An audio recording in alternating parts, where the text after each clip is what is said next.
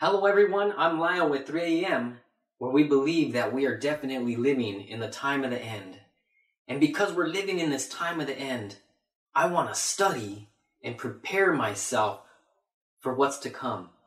So I welcome you. Thank you for joining me. Let us reason together and study together to be prepared. Now, I call this study, If You Go, Then I Will Go. And I want to start with a picture. A picture that speaks louder than words. It's strange because humans are so attracted to being the head, being the king. Even at work, everybody wants to be the manager. Even in church, everybody wants to be the preacher. And there's this sense of authority and dominion. Now look at this. Look at this magazine. The Pope Who Would Be King. Now, let's ask a question here. Is this how God intended life to be like? Are we supposed to be ruled by one man? Are we supposed to be ruled by a king? Well, the Bible gives us the answer to this. And this should open our eyes to different questions, like, should we vote? Should we want a king? Now let's look at Deuteronomy 16:18. And it says, "The judges and officers shalt thou make thee in all thy gates." And who gave these judges and officers to us? It says, "Which the Lord thy God giveth thee." So the Lord, God himself, gives us these judges and officers. So let's look at this hierarchy, okay? So in Judges 4, in that timeline, that time frame, you had God as the head. And below him, he would speak to judges and officers. And then you had the people. So these people, they were free. You could roam the earth. You could do whatever you wanted. But remember, these are God's people, okay? So you did have rules. You had the 10 Commandments. You listened to the judges on what they would say. But here's the thing. If I wanted to live on the Sandia Mountains, I could do that. Because it's not like a national reserve. Right now, the government blocks it. It blocks everything. It puts borders up. And you can't go here or there. You can't live here or there. And that's not freedom. We had freedom to do whatever we wanted. And guess what? If there was, I was talking to somebody and they're like, well, that sounds like a lot of chaos. Well, no. If something happened, think about it. If you're with God, and you had these 10 commandments, and you only obeyed God, you loved him, you don't kill, steal, all that stuff, the 10 commandments, commit adultery, that's bliss. You don't need somebody telling you what to do. That's freedom. And if somebody did steal from you, let's say, then you would go to the judge and you would talk to them. But how could you have a king dictating on, wait a minute, you can't go over there. You can't go over there. You need to pay taxes. You need a permit to build and to do this and that. And they tell you what to do. It's the HOA. The HOA. And Jesus called them unto him and said, "Ye know that the princes of the Gentiles exercise dominion over them. And they that are great exercise authority." There it is, the power, the dominion. That's human nature. We want to be number one. We need to be in that high position of power and authority. And this is what God says. This is amazing. "But it shall not be so among you. But whosoever will be great among you, let him be your minister. And whosoever be a chief among you, let him be a servant." So, is there somebody among you that is the top? Is there really somebody that could be a king? Let him be your servant then. He who is at the top, let him be below you. So amazing. You know that people, they didn't want that. They don't want to be free. And they want a king. And it says here in 1 Samuel 8:7, and the Lord said unto Samuel, hearken unto the voice of the people, in all that they say unto thee. For they have not rejected thee, but they have rejected me, that I shall not reign over them. What? Here you have the King of Kings and Lord of Lords, and he is protecting you, and he's watching over you, and he's providing for you, and you don't want that.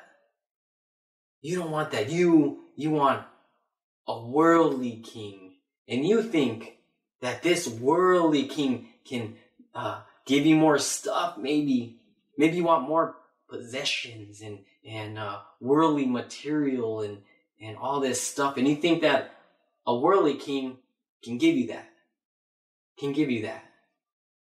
Now, that's what happens. God says, okay, wow, you don't want me as a King of Kings? I'm gonna, my hand protects you like this, and I'm gonna let it go. And guess what happens? And the children of Israel again did evil in the sight of the Lord. And the Lord sold them unto the hand of Jabin, the king of Canaan. Now what do you expect? You don't want God as the King of Kings and Lord of Lords. So God says, okay, here is your worldly king. And he hands him over to Jabin. And what does he do? And the children of Israel cried unto the Lord. And now that's typical. When we sin, we push God away. When we sin, God lets go of his protecting hands, his protecting power. And guess what happens? Here we go. Oh Lord, please. Oh Lord, I can't. I can't. I steal something, right? The law of God, right? I steal something. Oh, I sin against God, right? I'm going to jail. I got caught. I'm going to jail. I'm sorry, Lord. I'm crying unto God. You're married and you cheat on your wife. You get, let's say you don't even get caught. Let's say you get a disease. Oh, Lord, no, Lord, please. I'm crying out to the Lord again, right? Yeah, we want to do things our own way. And then we go back to God when it doesn't work out. He's protecting us. You think the 10 Commandments are there as a chain, like, oh, you're captive to this law. He wants you to keep his law. He's the king. He's acting like a king. These laws are there to protect us. And God is saying, have me as your king. But I'm going to show you. You want a king? Here you go. Jabin. And the children of Israel cried unto the Lord, for he had 900 chariots of iron. In 20 years, oh my gosh, 20 years he mightily oppressed the children of Israel. So he oppressed the children of Israel for 20 years, and they're crying out to God that they want him back. Now let's look at this king. We have King Jabin, the king of Canaan. And next, we have his captain or general, which is Sisera. And another key player in the whole storyline, Deborah, the judge and prophetess. Now Jabin and Sisera are enemies of God, and Deborah is the judge and prophetess of God, the King of Kings. Now Jabin had 900 chariots. He used horses, he had swords, and he had different weapons. As you can see in this picture, this is something that might have looked like. You have blades on the wheels. That's actually in the history books that he did do that. He put blades on the wheels, and it says that he just mowed people down. So 900 chariots. This is a worldly might, a worldly power. Now let's look at what these names mean. I love looking at names and seeing what they stand for. So we look at Jabin, the king of Canaan, and it means intelligence or discerning. And his captain, the general, his name Sisera means horse and swift. So here we have this worldly might. Here we have a worldly king that's intelligent, that's all wise, right? In the world's eyes, he's intelligent. And he has this general that is swift. A worldly might. Now let's look at Deborah. Deborah, a prophetess, the wife of Lapidoth. She judged Israel at that time. So here you have the will of a worldly king, and then you have the will of a godly judge, a godly prophetess. And do you think she had worldly might or the might of God? Let's see what her name means. So Deborah, she's the judge and the prophetess. She is married to Lapidoth, the husband of Deborah, right? And then you have the general and the captain, Barak. And what do those names mean? So Deborah means a bee. A bee. So now look at this.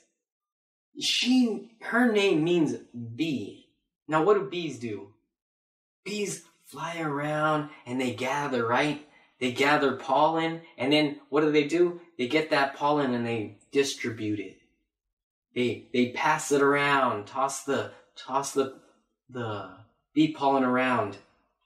Now Lapidoth means light or lamp, and enlightenment. Could it be that Deborah is married to the light? She's married to enlightenment. And could it be that she gathers the light? She gathers light and she distributes the light? Possibly. Now Barak stands for thunder and lightning. This is a symbolic meaning of God's power and strength. He doesn't need worldly might and worldly material. He has godly might, thunder, lightning. And these two, Deborah and Jabin, they have enmity between each other. And guess what? The 20 years of oppression of God's people is gonna be over. It needs to end. So Deborah sent and called Barak, the son of Adinoam, out of Kadesh Naphtali, and said unto him, Hath not the Lord God of Israel commanded, saying, Go and draw toward Mount Tabor, and take with thee 10,000 men. Now when I read this, it's kind of weird because she says, hasn't the Lord commanded you? So Did the Lord command him to go to battle? And he didn't go?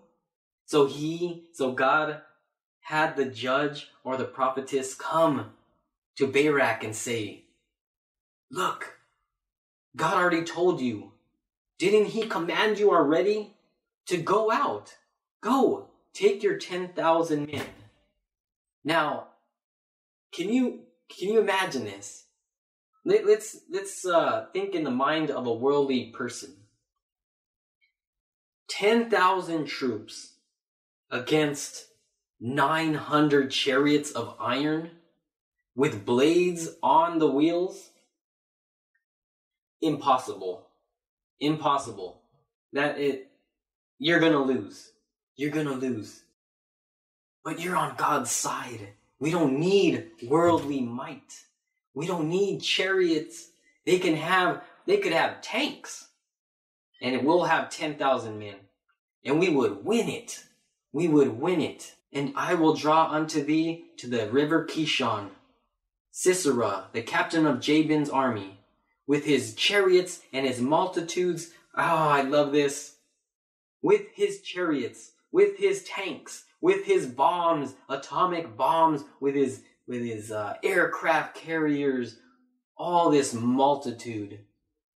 And I will deliver him unto thy hands.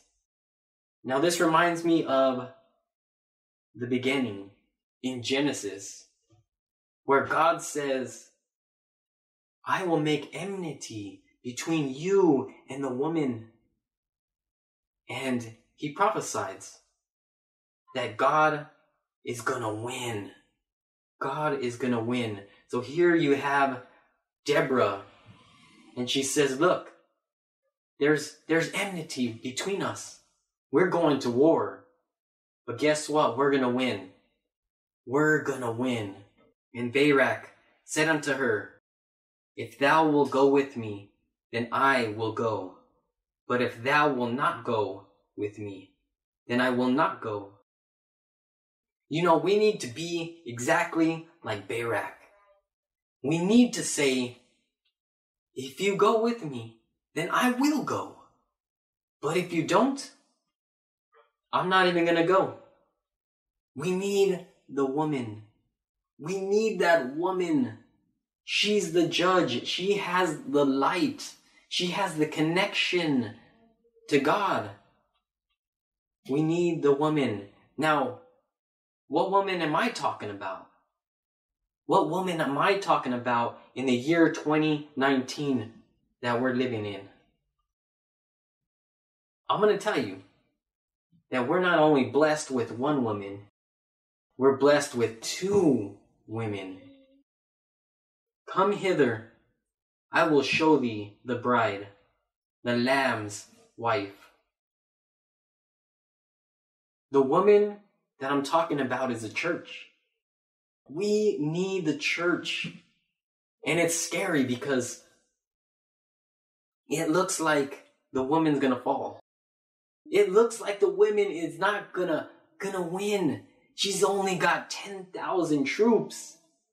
And it's scary because, you know, we look up over there and it looks like that part of the woman is about to maybe separate.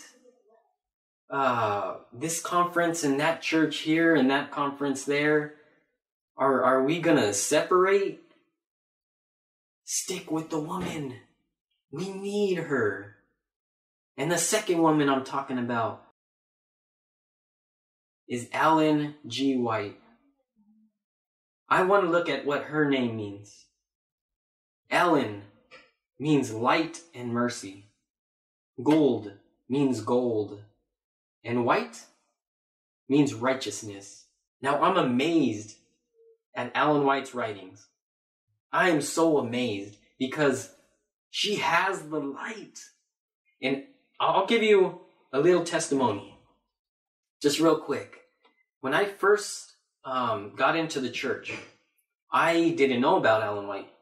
And I just read the Bible, prophecy, all this stuff, the 28 fundamental beliefs. And I started just learning all those, right? And, years pass and somebody says, you ever read Ellen White's writings? And, no, not really. And to be honest, I was kind of scared because I just wanted to know the Bible itself. So I kind of pushed her away. One day, though, I said, okay, I'm going to give it a break. I'm going to give it a chance. Let's look at this book here. So I get it. I don't understand it. It's so complicated. All the words she's using. She only had a 3rd grade education. Unbelievable. And, I'm out of high school, whatever. I'm going to college a little bit. And I don't know these words. Unbelievable vocabulary. I couldn't understand it. And I think God did that for a reason. Because he wanted me to just learn the Bible. Learn the Bible for now. And then later on, you're going to get a second witness. And that's who the second witness is. The woman, Ellen White. She doesn't preach for herself. It always points to the Bible. Everything, and it expands the Bible. I can't believe that the Bible, if I could read one verse and get some truth out of that. And then later on in life, I'll look at that same verse and get another truth. And whoa, did you see that? It's alive. And then I get Ellen White's book. And what does she have to say about that text that already has 2 meanings? And she just magnifies it and blows it up. And it's not to her glory. It's to the glory of the church. She took no glory out of this. So you look at her name. She's the light. She distributes light, God's light. And why? Why? Because she wants to help us be righteous. She wants us to be purified as gold is purified. These women are also in war. And the dragon was wroth with the woman. That's the church. And went to make war with the remnant of her seed. The remnant. We are the modern day Barak. We're the modern day generals. We have a mission. We have marching orders, right? And what are our marching orders? Here are they which keep the commandments of God. Amen. We are keeping the commandments of God. And we have the other woman. And we have the testimony of Jesus Christ. And we know that the testimony of Jesus Christ is the spirit of prophecy. So we have the woman, we have the remnant, and then we have the spirit of prophecy, which is Ellen White. The 2 women. I will not go unless you go with me. And will she go with us? Yes, she will. I will surely go with thee. Notwithstanding the journey that thou taketh shall not be for thine honor, for the Lord shall sell Sisera into the hand of a woman. So here we have 2 women. The dragon is wroth with the woman, which is the church. And he goes to make war with Barak, with the remnant of the seed, her seed. And guess what? Here's the seed that keep the 10 commandments and the ones that have the second woman, which is Ellen G. White, the spirit of prophecy, the testimony of Jesus. And we should say, I will not go unless you go with me. And I ask this question, does she go with us? Yes, she does. She goes with us. I will surely go with thee, notwithstanding the journey that thou takest, shall not be for thine honor, for the Lord shall sell Sisera into the hand of a woman. So here we have this battle, right? This battle that should be won by a man, a man's man. And these men are fighting for God, right? But no. Sisera, this swift general, this worldly might, is going to be stopped by a woman. And I look at this scene, and the battle begins, and I don't see a tribe. I'm looking, and I don't see the tribe of Reuben. I don't see the tribe of Dan. And what about Gilead, Asher? Now keep in mind that these are God's people. These are God's tribes. Why are they not there at the battle of the Lord? You look, and where are they? And I begin to think about our churches today. We have these different conferences, and I'm like, wait a minute, I see a battle. I don't see this conference there. Wait a minute, there's things that are happening, and I don't see this church here, and I'm wondering, are they scared that the woman is not leading the church right? That Deborah, this woman, she's leading this army, this 10,000 troop army, and maybe they're scared that we're not going to win, or they're scared of this prophetess with only a 3-year education.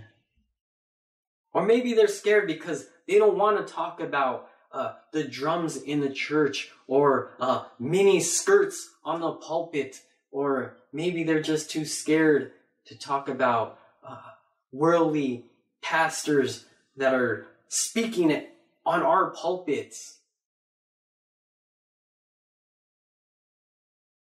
They're nowhere to be found. And something amazing happens. The battle is going on, and they start to lose. This 900 chariot army is losing to 10,000 men. You know what? We don't need Dan. We don't need Asher. The church is going forward. Stick with the church. Stay with the church. It doesn't matter if this conference or that conference or this church and that church, they're apostatizing, okay? They can do their own thing. And we might be the small remnant within the remnant. We can be the 10,000. But stick with the church because we win. And this is what Sisera does. Sisera starts to flee. And this is where it really gets sad. This is where it really gets sad, because outside of this battlefield are probably tribes, right? You have different tribes. So Sisera is running, and he gets to the tribe of Dan, and Dan's like, is that apostasy? Yeah, let's not do anything about it. Let's stay silent. When there's apostasy in the church, they're staying silent. And he passes Dan, and then you go to the next conference or church. Maybe it's Reuben, the tribe of Reuben, and we got a good thing going on here, and we even got shows on ABC, and we're doing Christmas shows, and we don't really have time for wars, and I know that Sunday law is coming. I know that they're being passed in Sweden and all these places, and we know the mark of the beast is coming soon. But that's too bloody. War is too bloody. I'm having fun just being on NBC and CBN, and we could do these shows, and I'm going to be silent. And then guess what's amazing? I love this. So here you have these manly men that should have taken out Sisera. These godly men that were probably godly for years and years and years. These godly churches. And all of a sudden, this one little family comes out of the woodworks. And I want to look at this family. And Sisera fled away on his feet to the tent of Jael, the wife of Heber the Kenite. For there was peace between Jabin, the king of Hazor, and the house of Heber the Kenite. Now Sisera fled away on his feet to the tent of Jael, the wife of Heber. Oh, wow.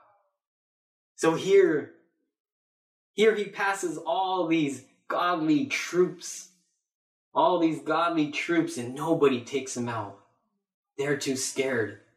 But you have one little family, and they had peace. They had peace with the king of Hazor. And Sisera fled away on his feet to the tent of Jael. Wow, who is this little company? Now Heber the Kenite, which was of the children of Hobab, the father-in-law of Moses, had severed himself from the Kenites. So here we have this family that was living in the world. Come out of her, my people. The world. So here you had the world, and out of this world, this family comes out of her. Oh, it's beautiful. In this family, Sisera runs away and lands up at that family's doorstep, right? At that tent. And guess what? This general is given to the hands of a woman. A woman. And Jael went out to meet Sisera and said unto him, Turn in, my lord. Turn in to me. Fear not. And when he had turned in unto her into her tent, she covered him with the mantle. And she opened a bottle of milk and gave him a drink and covered him. Oh, wow. I love this so much. Because here you got this manly general, right? And he's running. He's trying to get away. And you would think that these manly men, right? Dan and Reuben and you would think that they would take out this other manly king and manly worldly might. But no, remember, God doesn't work that way. God works in mysterious, unbelievable ways, right? He's delivered to the woman. And I just want to believe this. I just want to believe it. I want to think that she was this little petite woman, and she goes out and invites Sisera in, and here, come. You're cold. I'm gonna give you a blanket. And she covers him, and I'm gonna make you some milk. And here you go. This little petite thing. No worldly might at all. At all. Godly might. Then Jael, Heber's wife, took a nail of the tent, and took a hammer in her hand, and went softly unto him, and smote the nail into his temple. Wow. So we have Jael, and she grabs a tent nail and a hammer, and she drives it right into his temple. This is amazing, because what does the temple stand for? The temple stands for right decision. Your decision-making part of the brain. So whatever we learn, whatever we put into our brain, it comes out in a decision. That's why it says in the Bible that the eyes are the lamp of the body. And what's terrifying to me is that it says, if you put darkness in, how much darkness is in there? And in another verse, it says, darkness without will awaken darkness within. So we need to take control of this decision making. And how do we take control of it? We grab a nail, the hammer. What does a hammer stand for? The hammer stands for works.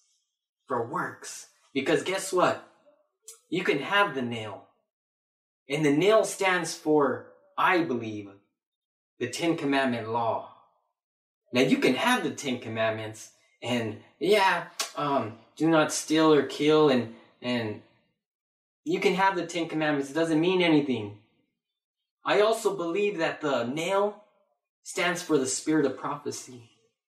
And what's amazing to me is that this nail, it could penetrate through bone. It's sharp like a two-edged sword. And you know what?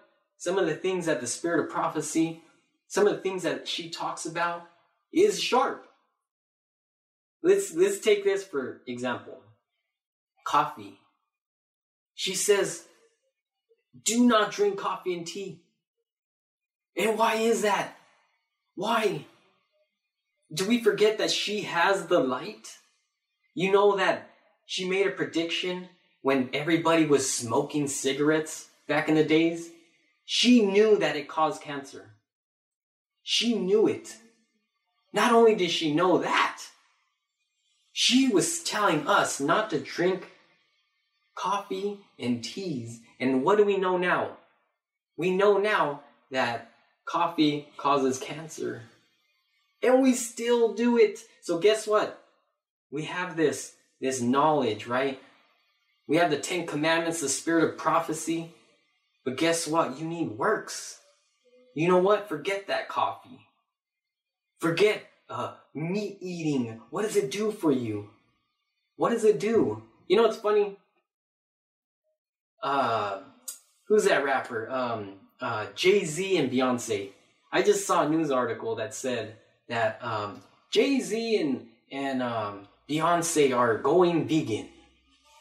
And I'm like, oh, okay, well, you know, good for them. Good for them. You know, being vegan, it's healthy and makes you feel better. All this good stuff, you know, good. And I go and I keep reading a little bit and going vegan for climate change. Wait a minute, it's not even for good health. It's for another agenda. And it reminds me of people that smoke outside of their car. So you have that guy or girl that just, I need to stop this car and I don't want it to smell in this car, but I'll get out of my car and I'll smoke. Who cares about my health? Who cares about all that stuff? But I don't want my car to smell. Look, grab that nail. Grab your works and kill that sin. Sisera is delivered unto you.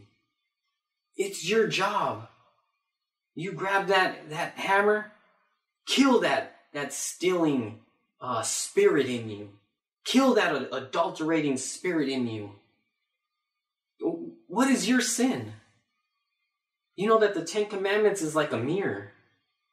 Hold those 10 Commandments up and see what you do. Do you have another King of Kings? Do you have another king? Is it cars? Is it jobs? Are you working too much? It could be anything in those commandments there. And you have to answer for yourself. And you get that tent peg. And you just cut it out of there. Now, pretty soon I'm going to give you my testimony on this channel.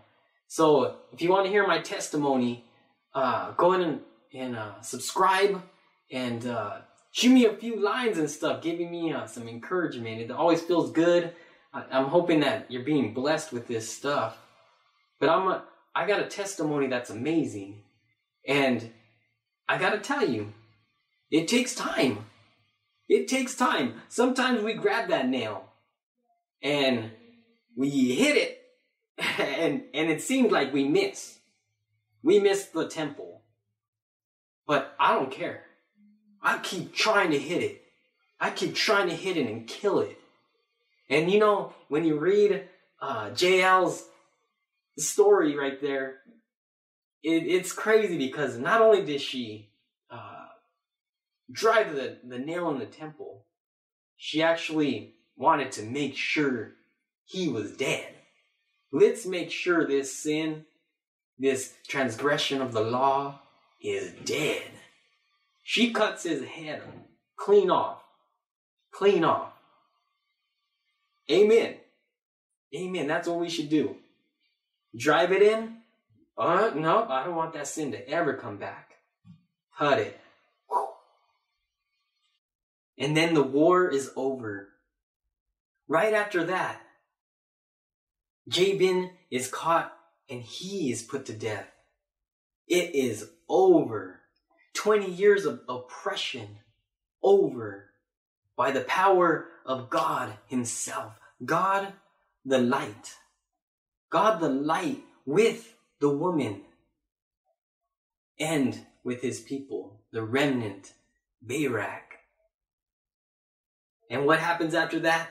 They sing a song. Now, I can't wait till all this is over. Till this life that we're living in is over. When Jesus comes back, we will sing a song. And it's a song of Moses. But I want to look at the song of Deborah. And it says, then sang Deborah and Barak. And they sang, the princes of Issachar were with Deborah, even Issachar and also Barak. They were blessed. The ones that were with Deborah, with the woman, were blessed. And blessed above women shall Jael, the wife of Heber the Kenite, be. Blessed shall she be above women in the tent. Blessed are you who make it to the battle of the Lord. Blessed are you who speak up for truth. Blessed are you who get the tent peg. The tent peg and your works. And you put those together. And you win the battle for the Lord against the mighty. And this is a sad verse. This is a sad verse right here. Curse ye Meros. Said the angel of the Lord, curse ye bitterly the inhabitants thereof, because they came not to the help of the Lord, to the help of the Lord against the mighty. Now that's a sad verse. Curse ye Meros. We have Meros in our midst. You know that God's tribes, Dan, Asher, Reuben, all these tribes, God's people, they didn't make it to the field. And God is calling you. The woman is calling you to the battle of the Lord. Will you not make that call? Do we not see all these news articles and all these prophecies being fulfilled, which is an indication that God is calling us to the battle? It's coming. And you know what? Can I just be real? Let's talk real right now. Let's talk real. I just can't believe it. It seems like there's a lot of strife in the church right now. And this is why I love this study so much. Because we have conference against conference. We have, and this is amazing because we're supposed to learn. Come, let us reason together. That's my favorite verse. Are we not to study our own Bible? Come, let us study together. Are we supposed to get mad at each other? You know, there's pastors against pastors, and YouTube channels against YouTube, and replies and replies, reply on the reply, and everybody's fighting, and we're not even studying together. Are we not to read our own Bible? And it looks like the church is just breaking up. There's so much strife in the church. And now we have a conference that seems like it's in rebellion. It's wanting to do its own thing. And how could this be? How could this be? And I say to myself, the church, the woman, what's happening with the woman? Is she going to get a divorce against the husband? Jesus Christ. Think about this. Jesus, the bridegroom. Jesus is the bride. He's coming for his woman. Is there a separation? No, there isn't. And I like what Walter White told me one time. He said, grab a bucket of glue. And you know what? That's what I'm going to do. I'm sticking with the woman. I'm sticking with the woman. I'm telling you right now that there's going to be miracles in the church. In the spirit of prophecy, it even talks about, it looks like it's going to fall. It seems to fall. But no. I want to tell you, we might have, I don't know, 2 million Adventists, 2 million saved. But we already know that some are going to be falling away. And there's only going to be 10,000 in Deborah's army. 10,000. I want to be a part of the 10,000. Grab the bucket of glue. And I'm telling you right now, stick with the woman. Stick with the church. We are Seventh-day Adventists. Seventh day. We keep the Sabbath day, the seventh day, and we believe in the Advent, the second coming of Jesus. That's who we are. We need to study. Study for ourselves. Study for ourselves. You know, here's what I've learned. That yes, we do have to study for ourselves.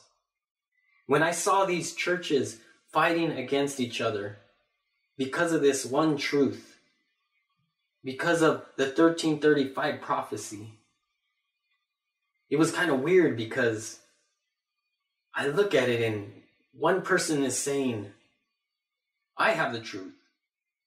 Don't listen to him. This is my reply. And then you have another guy that went, way on left field and said, this person is of the devil. Whoa. Wait a minute. I'm trying to study the Bible. Aren't we supposed to do that? I'm trying to study the Bible. So if I study my Bible, I'm working for Satan? Or I'm wrong? We can't listen to the King. You have to listen to the King of Kings. If it says it in the Word, if it says it in the Bible, and you got a second witness, and maybe you have a king that's saying something different, I would go with the King of Kings. But how are you going to know that if you don't study yourself? I pray that you take the call of the woman, take the call of Jesus Christ, and come to him. Stick with the woman. The women, they win the battle at the end. Be a part of the 10,000. And I'd say, be a part of the 144,000. Amen.